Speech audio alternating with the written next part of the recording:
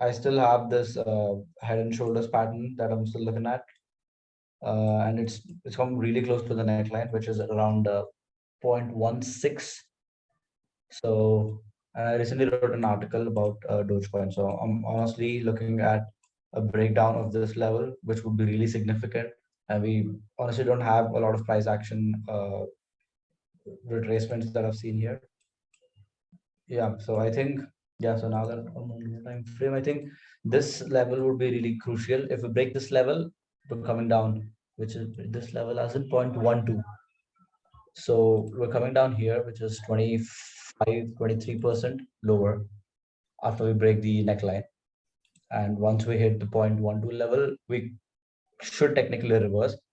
And that is if Bitcoin does give the altcoins a chance to reverse. If it doesn't, if it cascades, and like we see a 9K fall again, I think we're definitely going to enter this particular zone, which ranges from 0.04 to 0.08.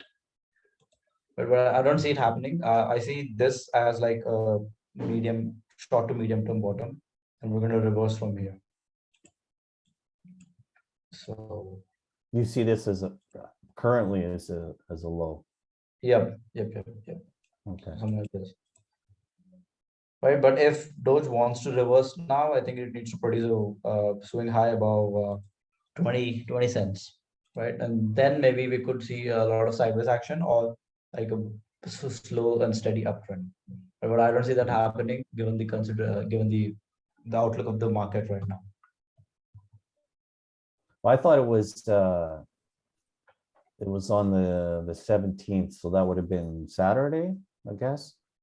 Yeah. That Musk had a tweet that came out that spiked the token. I forget how much it was on an intraday basis, but I think it was close to 20%.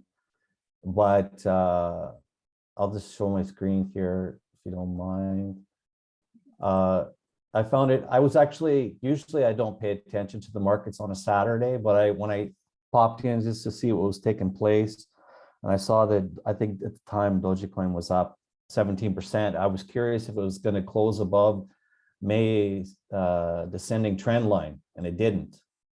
It failed again, and the next day it failed. So those two combined told you that there's still a lot of selling pressure in the token, and that we should be wary of lower prices.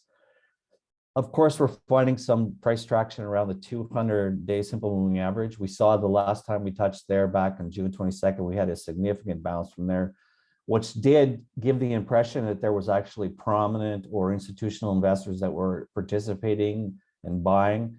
At that point, we're not getting it this time at all. We're just trending sideways, and now we're just below it. As you said, with the necklines comes in here, the measured move seems a little bit far-fetched in terms of what it can potentially do, but I could be wrong in terms of this meme token. I think a more realistic downside will be just down to the April 23rd low, which is at spot 135. If we break there, then I think the next layer of support goes to the January 29th high at spot 1.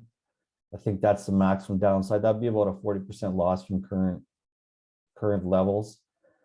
The interesting thing on the weekly chart is that the 50-week simple moving average comes in at spot 1, which correlates well with the January 29th high. So that intersection of two levels there could be the proper support to get a real tangible and sustainable bounce in Dogecoin.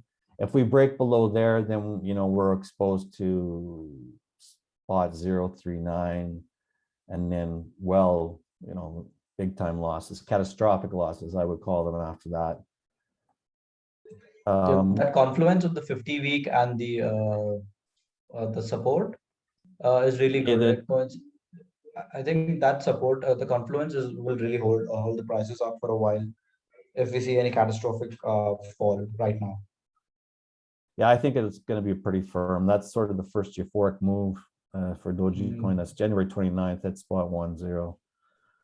So if that doesn't hold, then you don't want to be in it, I think. Yeah. at any point. So at this point, would I be a buyer? I would not be a buyer. I wouldn't touch this thing until there was a daily close above the July 17th high at spot 205.